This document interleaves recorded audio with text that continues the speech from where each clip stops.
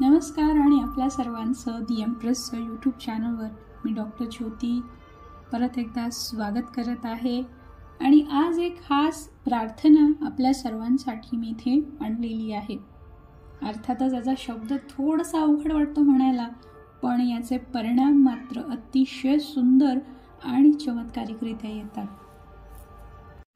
ही ho'oponopono prayer टाकण्यासाठी माझ्याकडे खूप साऱ्या विनंत्या आल्या होत्या. त्यामुळे मी मराठी आणि हिंदी अशा दोन्ही भाषांमध्ये ही प्रार्थना बनवून इथे यूट्यूबवर टाकलेली आहे. आपण त्याचा जरूर लाभ घ्यावा. आता पुढे राहतो प्रश्न की आपण ही प्रार्थना नेमकी कोणासाठी करायची, कशी करायची, केव्हा करायची, किती दिवस करायची, सगळं काही सांगणार आहे. आणि मगच प्रार्थनेला आपण सुरुवात करणार आहोत. तर या होपोनोपोनो प्रेयरचं जे मूळ आहे ते हवाई बेटापासून आलेलं आहे. तिथे ही प्रार्थना नियमाने फॉलो केली जाते. तर या प्रार्थनेमध्ये 4 पायऱ्या येतात. प्रत्येक पायरी मी पुढे तुम्हाला समजावून सांगेनच. तर ही प्रार्थना कशासाठी करायची? आपल्या रोजच्या दैनंदिन आयुष्यात जगत असताना आपण वेगवेगळ्या नात्यांसोबत जगत असतो. मग ती वैयक्तिक असोत, व्यावसायिक असोत, कुटुंबातील असोत, सामाजिक असोत किंवा स्वतःशी असलेलं नातं सुद्धा असोत. मग अशा वेळेला बऱ्याचदा असं होतं, आपल्याच कुटुंबातील काही व्यक्ती ज्या आपल्यापेक्षा वयाने, अधिकाराने, अनुभवाने मोठ्या आहेत अशा असतात. मग ते आई वडील असोत, आपली भावंड असोत किंवा इतर वडीलधारी व्यक्ती असोत किंवा नातेवाईक असोत किंवा समाजातील इतर उच्चपदस्थ व्यक्ती असोत, आपल्या व्यवसाय किंवा नोकरीच्या ठिकाणाचे सिनियर्स असोत. आपण त्यांना उलट उत्तर देऊ शकत नाही किंवा त्यांना काही म्हणू शकत नाही, सांगू शकत नाही. पण ते मात्र आपल्याला विविध प्रकारे त्रास देणं चालूच ठेवतात. आपली काहीही चूक नसताना त्यांचं आपल्याप्रती जे वागणं आहे ते तिरस्काराचं, तुच्छतेचं, घालून पाडून बोलण्याचं, अपमानित करण्याचं, दुखावण्याचंच असतं. आणि आपल्याला या सगळ्या गोष्टींचं कारण मात्र समजत नसतं की या व्यक्तीची माझं काहीच वैर नाही किंवा मी काहीही केलेलं नाही किंवा मी या जन्मात खूप चांगल्या पद्धतीने सगळ्या व्यक्तींशी वागतो, तरी ही व्यक्ती अशी मला का त्रास देते. बऱ्याचदा आपल्याला असं अनुभवायला येत असेल की काही व्यक्ती आपल्याला सळो की पळो करून सोडतात. मग ही प्रार्थना आपण अशा सर्व प्रकारच्या नात्यांच्या समस्यांसाठी करू शकता, करायची आहे. ही प्रार्थना आपल्याला सलग 45 दिवस करायची आहे. खूप काही अवघड असं काहीच नाहीये. खूप सोपी आहे. फक्त विश्वास हवा आणि सांगितलेल्या पद्धतीने अंतर्मनातून ही प्रार्थना आपल्याला करायची आहे. कोणतेही इतर तोडके उपाय न करताही नात्यामध्ये आलेल्या ज्या काही समस्या आहेत त्या 100% या प्रार्थनेने सुटतातच. तर आता प्रार्थनेला आपण सुरुवात करतोय. प्रार्थना करताना जर आपल्याला ध्यान, मेडिटेशन करण्याची सवय असेल तर प्रार्थना आपण तेव्हा करू शकता. पण जर आपण आजवर कधीही मेडिटेशन, ध्यानधारणा केलेली नाही तर आपण रात्री झोपायला जाताना झोपण्यापूर्वी ही प्रार्थना करायची आहे. त्यासाठी पाठीवर सरळ आपल्याला झोपायचं आहे. टीव्ही, मोबाईल इत्यादी उपकरणं आपल्या भोवताली असू नयेत किंवा बंद असावीत याची काळजी घ्यावी. आता या प्रार्थनेच्या 4 पायऱ्या म्हणजे I am sorry, please forgive me, thank you, I love you. या एक पायऱ्यानुसार मी पुढे आपल्याला प्रार्थना सांगत जाणार आहे. त्यानुसार आपल्याला करत जायचं आहे. आपल्याला आत्ताच्या कोणत्याही व्यक्तीपासून त्रास होतो, मानसिक, भावनिक, शारीरिक, आर्थिक कोणत्याही प्रकारे त्या व्यक्तीला आठवायचं आहे, आपल्या डोळ्यासमोर आणायचं आहे. ती व्यक्ती आपल्या समोर उभी आहे अशी कल्पना करायची आहे आणि त्या व्यक्तीला उद्देशून आपल्याला म्हणायचं आहे. मोठ्याने म्हणायचं नाही, मी आपल्याशी कोणत्याही जन्मामध्ये, कोणत्याही प्रकारे, कोणत्याही पद्धतीने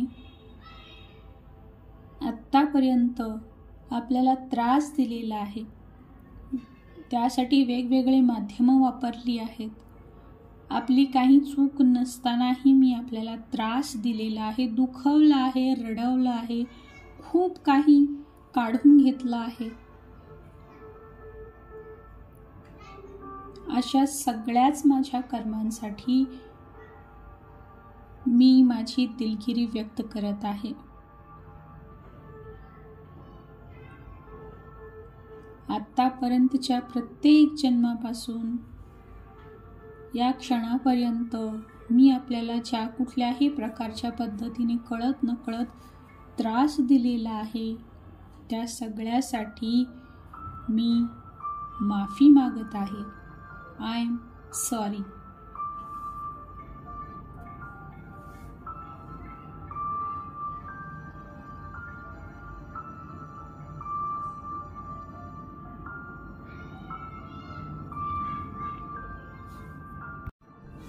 मी आपल्याला वेगवेगळ्या जन्मामध्ये खूप वेगवेगळ्या प्रकारे त्रास दिलेला आहे, रडवलेला आहे, यातना दिलेल्या आहेत, आत्म्याला दुखावलेलं आहे, लुबाडलेलं आहे, वणवण फिरायला लावलेलं आहे. त्या सगळ्यासाठी मी माफी मागत आहे. मला त्यावेळी काहीही कल्पना नव्हती की मी कशा पद्धतीने वागत आहे, मी आपल्याला किती त्रास देत आहे, आपल्याला किती यातना होत आहेत, याची मला काहीच कल्पना नव्हती. पण आत्ता मला या सर्व गोष्टींची, माझ्याच कर्मांची जाणीव झालेली आहे. मला माझ्या कर्मांबद्दल समजलेलं आहे. पण मागे जाऊन माझे ते सगळे कर्म मी दुरुस्त करू शकत नाही. पण आत्ता मला जाणीव झाल्यामुळे मी आपली मनापासून माफी मागत आहे. कृपया मला माफ करावं. माझ्या ज्या काही चुका झालेल्या आहेत त्या सगळ्यांसाठी मला माफ करावं. Please forgive me.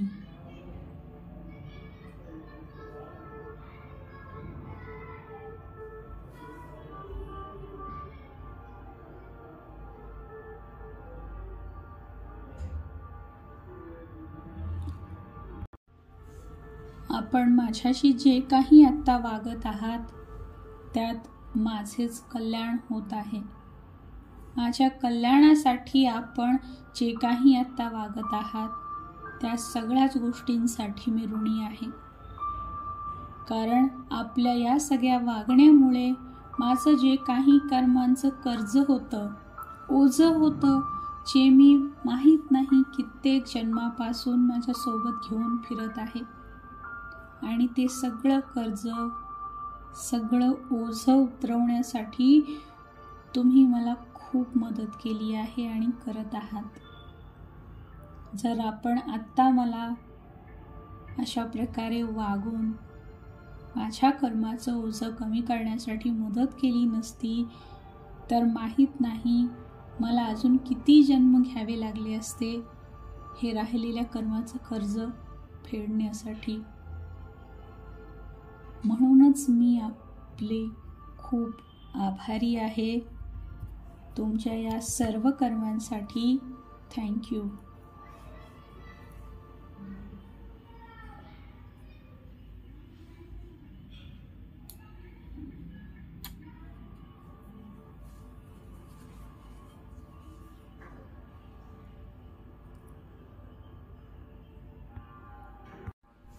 मला आता सर्व काही सत्य समजलेलं आहे. आपली काहीही चूक नाही, आपण जे काही वागलात ते माझ्या स्वतःच्या कर्मामुळेच आपण मला ते परत केलं आणि मला माझ्या कर्माच्या ओझ्यातून मुक्त केलं. मला आपल्याविषयी कोणताही राग नाही, दुस्वास नाही. उलट मला आपले कौतुक वाटते आणि आपल्यावर प्रेम सुद्धा येते की आपण माझ्यासाठी इतकं सगळं काही केलं आणि करत आहात. त्या सगळ्यांसाठी, आपल्या प्रयत्नांसाठी, आपल्या कष्टांसाठी, जे आपण माझे कर्म उतरवण्यासाठी घेत आहात, करत आहात, सगळ्यांसाठीच तुम्हाला आय लव्ह यू.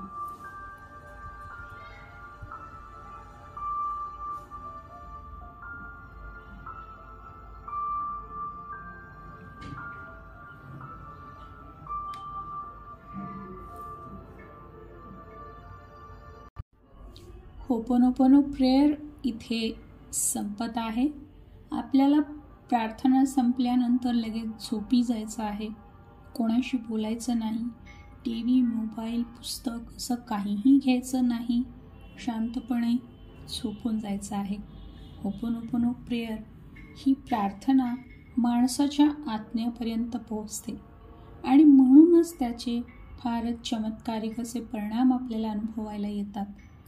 आपण सांगितल्याप्रमाणे सलग 45 दिवस ही प्रार्थना अंतर्मनातून करावी आणि आपण स्वतः त्याचे अनुभव घ्यालच आणि मला अनुभव आपले जे काही येतील ते नक्कीच शेअरसुद्धा करावेत.